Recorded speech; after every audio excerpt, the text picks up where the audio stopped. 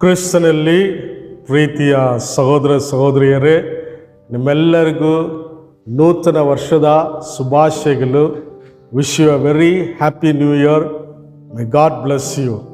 ದೇವರು 2026ನೇ ವರ್ಷದಲ್ಲಿ ನಾವು ಕಾಲಿಡುವಂತೆ ದೇವರು ಕೊಟ್ಟಂಥ ಈ ಮಹಾಕೃಪಾ ಭಾಗ್ಯಕ್ಕಾಗಿ ನಾನು ದೇವರಿಗೆ ಸ್ತೋತ್ರ ಮಾಡುತ್ತೇನೆ.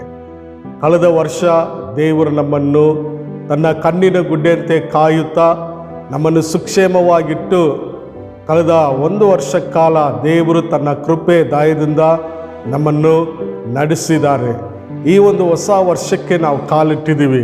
ಪ್ರಿಯ ಸಹೋದರ ಸಹೋದರಿಯರೇ, ಈ ನೂತನ ವರ್ಷದಲ್ಲಿ ಕೂಡ ದೇವರ ವಾಗ್ದಾನವನ್ನು ನಾವು ಪಡೆದು ದೇವರ ವಾಗ್ದಾನದ ಪ್ರಕಾರ ಆತನಿಗೆ ಸಮರ್ಪಿತ ಜೀವಿತವನ್ನು ನಾವು ಮಾಡುವಾಗ ನಿಶ್ಚಯವಾಗಲೂ ಈ ವರ್ಷದಲ್ಲಿ ಕೂಡ ದೇವರು ನಮಗೆ ಅದ್ಭುತ ಕಾರ್ಯಗಳು, ಅತಿಶಯ ಕಾರ್ಯಗಳನ್ನು ಮಾಡಿ ನಮ್ಮ ಜೀವಿತವನ್ನು ಆಶೀರ್ವಾದದಲ್ಲಿ ನಡೆಸಲಿಕ್ಕೆ ಶಕ್ತನಾಗಿರುವ ದೇವರಾಗಿದ್ದಾರೆ.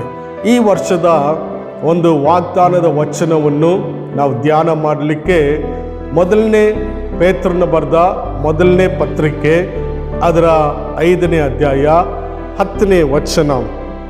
ದೇವರ ವಾಕ್ಯದಲ್ಲಿ ಈ ರೀತಿಯಾಗಿ ಬರೆಯಲ್ಪಟ್ಟಿದೆ: ಕ್ರಿಸ್ತನಲ್ಲಿ ನಿಮ್ಮನ್ನು ತಾನೇ ನಿತ್ಯ ಪ್ರಭಾವಕ್ಕೆ ಕರೆದ ಕೃಪಾಪೂರ್ಣನಾದ ದೇವರು ತಾನೇ ನೀವು ಸ್ವಲ್ಪ ಕಾಲ ಬಾಧಪಟ್ಟ ಮೇಲೆ ನಿಮ್ಮನ್ನು ಯೋಗ್ಯ ಸ್ಥಿತಿಗೆ ತಂದು ನೆಲೆಗೊಳಿಸಿ ಬಲಪಡಿಸುವನು.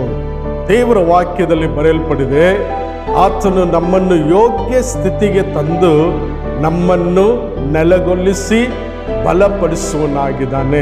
ಹೌದು ಪ್ರಿಯ ಸಹೋದರ ಸಹೋದರಿಯರೇ, 2026ನೇ ವರ್ಷದಲ್ಲಿ ನಿಶ್ಚಯವಾಗಲೂ ದೇವರು ನಮ್ಮನ್ನು ಯೋಗ್ಯ ಸ್ಥಿತಿಗೆ ತಂದು ನಮ್ಮನ್ನು ನೆಲೆಗೊಳಿಸಿ ನಮ್ಮನ್ನು ದೇವರು ಬಲಪಡಿಸುವನಾಗಿದ್ದಾನೆ. ಕಳೆದ ವರ್ಷದಲ್ಲಿ ನಿಮಗೆ ಅನೇಕ ಅನುಭವಗಳು ಉಂಟಾಗಿರಬಹುದು.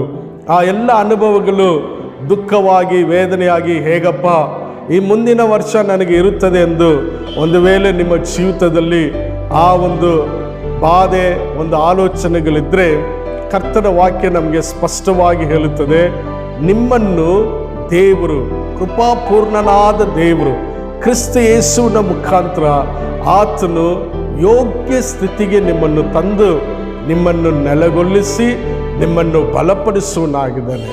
ನಿಮ್ಮ ಜೀವಿತವನ್ನು ದೇವರು ಒಂದು ಒಳ್ಳೆ ಯೋಗ್ಯ ಸ್ಥಿತಿಗೆ ತಂದು ಆತನು ಈ ವರ್ಷದಲ್ಲಿ ಅದ್ಭುತವಾಗಿ ನಡೆಸಲಿಕ್ಕಿದ್ದಾನೆ. ನಿಮ್ಮನ್ನು ದೇವರು ಈ ವರ್ಷದಲ್ಲಿ ನೆಲೆಗೊಳಿಸುವನಾಗಿರುತ್ತಾನೆ. ಈ ವರ್ಷದಲ್ಲಿ ದೇವರು ನಿಮ್ಮನ್ನು ಬಲಪಡಿಸುವನಾಗಿ ಇರುತ್ತಾನೆ. ಈ ವಾಗ್ದಾನವನ್ನು ನಾವು ಕ್ರಿಸ್ತ ಯೇಸುವಿನಲ್ಲಿ ಆಮೇನ್ ಎಂದು ಹೇಳಿ ನಾವು ಪಡೆದುಕೊಳ್ಳುವಾಗ ಅದು ಹಾಗೆ ನಮ್ಮ ಜೀವಿತದಲ್ಲಿ ನೆರವೇರುತ್ತದೆ. ಪ್ರಿಯ ಸಹೋದರ ಸಹೋದರಿಯರೇ, ಈ 2026ನೇ ವರ್ಷ ಪ್ರತಿ ತಿಂಗಳು ಅಂದರೆ 12 ತಿಂಗಳು ನಮಗೆ ಇದೆ. ಅದು ಮಾತ್ರ ಇಲ್ಲದೆ 53 ವಾರಗಳು ನಮಗೆ ದೇವರು ಕೊಡುತ್ತಾರೆ. ಅದು ಮಾತ್ರ ಇಲ್ಲದೆ 365 ದಿನಗಳು ದೇವರು ನಮಗೆ ಕೊಟ್ಟಿರ್ತಾರೆ. ಎಲ್ಲ ಸಮಯಗಳಲ್ಲಿ, ಎಲ್ಲ ದಿನಗಳಲ್ಲಿ ಕರ್ತನು ನಮ್ಮ ಸಂಗಡ ಇದ್ದು ಪ್ರತಿ ದಿನ, ಪ್ರತಿ ತಿಂಗಳು, ಪ್ರತಿ ವಾರ ದೇವರು ನಮ್ಮನ್ನು ಯೋಗ್ಯ ಸ್ಥಿತಿಗೆ ತಂದು ನಮ್ಮನ್ನು ನೆಲೆಗೊಳಿಸಿ ಬಲಪಡಿಸುವನಾಗಿದ್ದಾನೆ. ಹಾಗಾಗಿ ಈ ನೂತನ ವರ್ಷವನ್ನು ನಾವು ಸಂತೋಷವಾಗಿ ಸ್ವೀಕರಿಸಿ ಸಂತೋಷವಾಗಿ ನಾವು ಬರಮಾಡೋಣ. ದೇವರು ನಿಮ್ಮ ಜೀವಿತವನ್ನು ಯೋಗ್ಯ ಸ್ಥಿತಿಗೆ ತರ್ತಾನೆ. ನಿಮ್ಮ ಜೀವಿತವನ್ನು ದೇವರು ನೆಲೆಗೊಳಿಸುವನಾಗಿರ್ತಾನೆ. ನಿಮ್ಮ ಜೀವಿತವನ್ನು ದೇವರು ಬಲಪಡಿಸುವನಾಗಿದ್ದಾನೆ. ನಿಮ್ಮ ಆಲೋಚನೆಗಳು, ನಿಮ್ಮ ಪ್ರಯಾಸಗಳು, ನಿಮ್ಮ ಕಷ್ಟಾರ್ಜಿತವನ್ನು ನಿಮ್ಮೆಲ್ಲ ಕ್ಷೇತ್ರದಲ್ಲಿ, ನಿಮ್ಮ ಶರೀರದಲ್ಲಿ, ಆರೋಗ್ಯದಲ್ಲಿ, ನಿಮ್ಮ ಆರ್ಥಿಕ ಸ್ಥಿತಿಯಲ್ಲಿ, ನಿಮ್ಮ ಮಕ್ಕಳ ಭವಿಷ್ಯತ್ ಕಾಲದಲ್ಲಿ ಅನೇಕ ಕಾರ್ಯಗಳು ನಮ್ಮಲ್ಲಿ ಇರ್ತದೆ. ಪ್ರತಿಯೊಂದು ವಿಷಯದಲ್ಲಿ ದೇವರು ನಮ್ಮನ್ನು ಯೋಗ್ಯ ಸ್ಥಿತಿಗೆ ತಂದು ನಮ್ಮನ್ನು ನೆಲೆಗೊಳಿಸಿ ನಮ್ಮನ್ನು ಬಲಪಡಿಸಲಿಕ್ಕೆ ದೇವರು ಶಕ್ತನಾಗಿದ್ದಾನೆ. ನಾವು ನಂಬುವವರಾಗಿ ಈ ವರ್ಷವನ್ನು ಪ್ರಾರಂಭ ಮಾಡೋಣ. ನಾವು ನಂಬುವವರಾಗಿ ದೇವರಿಗೆ ಕೃತಜ್ಞತೆ ಉಳ್ಳವರಾಗಿರೋಣ. ಪೌಲನು ಹೇಳ್ತಾ ಇದ್ದಾನೆ, ಎಲ್ಲದರಲ್ಲಿ ದೇವರಿಗೆ ಕೃತಜ್ಞತಾ ಸ್ತೋತ್ರವನ್ನು ಮಾಡಿರಿ. ನೀವು ದೇವರಿಗೆ ಕೃತಜ್ಞತಾ ಸ್ತೋತ್ರ ಮಾಡುವರಾಗಿದ್ದರೆ ಪ್ರತಿದಿನ ನಿಮ್ಮನ್ನು ದೇವರು ಯೋಗ್ಯ ಸ್ಥಿತಿಗೆ ತರ್ತಾನೆ. ನಿಮ್ಮ ಜೀವಿತವನ್ನು ದೇವರು ನೆಲೆಗೊಳಿಸುವನಾಗಿದ್ದಾನೆ. ನಿಮ್ಮ ಜೀವಿತದಲ್ಲಿ ಕರ್ತನು ಬಲಪಡಿಸುವನಾಗಿದ್ದಾನೆ. ಬಲಹೀನಗಳು ಬರ್ಬೋದು, ನೆಲೆಗೊಳ್ಳಲಿಕ್ಕಾಗದೇ ಇರುವ ಪರಿಸ್ಥಿತಿಗಳು ಬರ್ಬೋದು.